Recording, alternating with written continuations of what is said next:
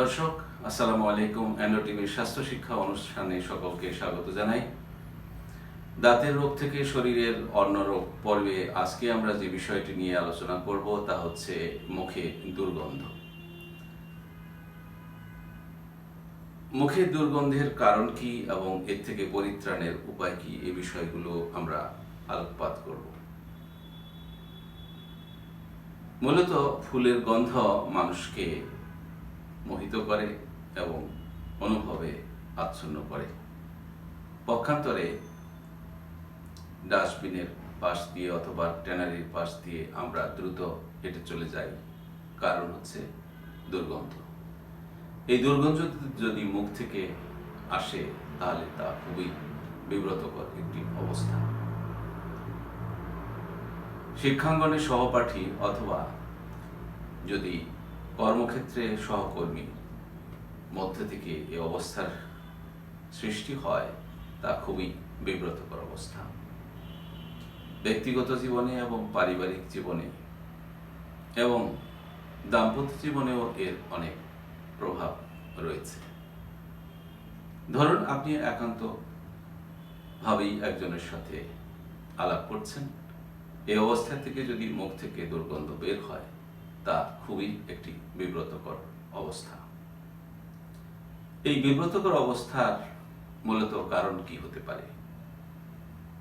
মূল কারণ এটি দুটি। প্রথমত হতে পারে শরীরের মারাত্মক কোনো রোগের কারণে, অথবা স্থানীয় কারণ বলতে আমরা যেটি জানি মুখ গহ্বরের কোনো সমস্যার কারণে। এবং চিকিৎসা বিজ্ঞানের ভাষায় এ ধরনের সমস্যাকে বলা হয় হেলিটোসিস অথবা দূষিত নিঃশ্বাস।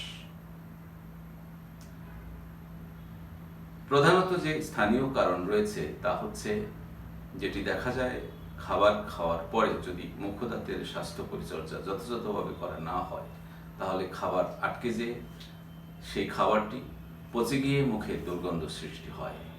এ থেকে নানা ধরনের গ্যাস, যেমন হাইড্রোজেন সালফাইড, মিথাইল সালফাইড, এ ধরনের গ্যাস তৈরি হয়, তা থেকে মুখে দুর্গন্ধ বের হয়। এছাড়া আমাদের শরীরের কিছু মারাত্মক রোগের কারণে হতে পারে, যেমন শ্বাসনালীতে কোনো ধরনের ইনফেকশন, গলায় কোনো ঘা, খাদ্যনালীতে ঘা, লিভারের সমস্যা, অথবা অনিয়ন্ত্রিত ডায়াবেটিস বা কিডনির সমস্যা। এ ধরনের নানা রকমের শরীরের রোগও মুখ গহ্বরের থেকে দুর্গন্ধ সৃষ্টি করতে পারে। আর স্থানীয় কারণের মধ্যে মুখের মাড়ির প্রদাহ, অথবা দেখা যায় দাঁতের মজ্জায় প্রদাহ থেকে ইনফেকশন হয়ে সেখান থেকে গন্ধ বের হয়। আবার অনেক ক্ষেত্রে দেখা যায় মাড়ি ফুলে গিয়ে সেখান থেকে পুঁজ বের হয়, সে থেকেও মুখে দুর্গন্ধ বের হতে পারে। তাহলে এই অবস্থা থেকে পরিত্রাণের উপায় কি?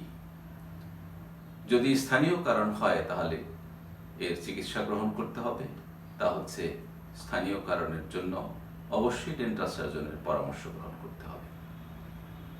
আর যদি শরীরের কোনো অন্য রোগের কারণ হয়ে থাকে, সেই রোগের চিকিৎসা অবশ্যই করতে হবে। অনেক ক্ষেত্রে দেখা যায় মুখ গহ্বরের নানা ধরনের ইনফেকশনের লক্ষণ, যেটি শরীরের কোনো বিশেষ রোগের কারণে হয়ে থাকতে পারে। সুতরাং চিকিৎসকের পরামর্শ গ্রহণ একান্তই জরুরি। সুতরাং মুখ গহ্বর থেকে দুর্গন্ধ বের হওয়া এটি কোনো সুখকর কোনো অভিজ্ঞতা কারোর জন্যই নয়। তাহলে এ থেকে পরিত্রাণের উপায় কি? ব্যক্তিগত পর্যায়ে অবশ্যই এর মুখদাঁতের স্বাস্থ্য পরিচর্যা জরুরি। এ থেকে পরিত্রাণের জন্য নিয়মিতভাবে চিকিৎসকের পরামর্শ অনুযায়ী রাতে ঘুমের আগে এবং সকালে নাস্তার পরে সঠিক পদ্ধতিতে সঠিকভাবে মুখদাঁতের পরিচর্যা তথা দাঁত ব্রাশ করা। এছাড়া মাউথওয়াশ ব্যবহার করা অনেক ক্ষেত্রে জরুরি হয়ে পড়ে, যেমন হাইড্রোজেন সালফাইড, 1% ববিডন আয়োডিন, এ ধরনের মাউথওয়াশ বাজারে অ্যাভেলেবেল, এগুলো ব্যবহার করা যায়।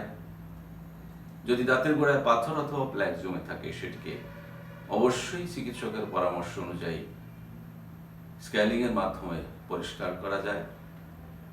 এছাড়া যদি দাঁতের কোনো রকমের কোনো রোগ থাকে, রোগাক্রান্ত দাঁতের চিকিৎসা করা যেমন জরুরি, তেমনিভাবে ভাঙা দাঁত অথবা ধারালো দাঁতের আঘাতে যদি কোনো মুখ গহ্বরের মধ্যে কোনো ক্ষত সৃষ্টি হয়ে থাকে, সেটির চিকিৎসা করাও অত্যন্ত জরুরি।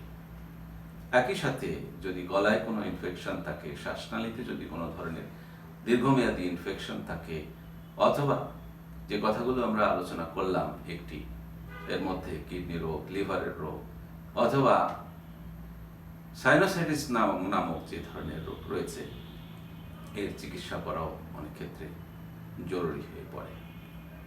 এবং মুখদাঁতের স্বাস্থ্য পরিচর্যার ক্ষেত্রে অনেক ক্ষেত্রে এই সমস্যাগুলো বোঝা যায় না, এবং সে কারণে নিয়মিত মুখদাঁতের স্বাস্থ্য পরিচর্যার জন্য অন্তত বছরে 2 বার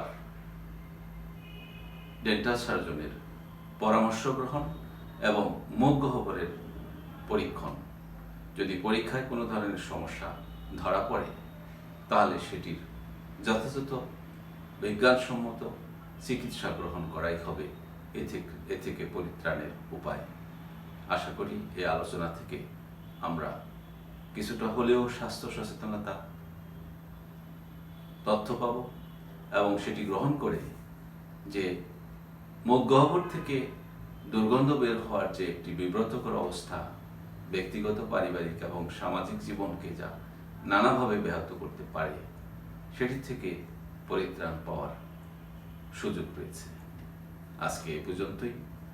আবার আরেকদিন হয়তো দেখা হবে অন্য কোনো বিষয় নিয়ে। শেষ করার আগে সকলের সুস্বাস্থ্য এবং মঙ্গল কামনা করে শেষ করছি। ধন্যবাদ সকলকে।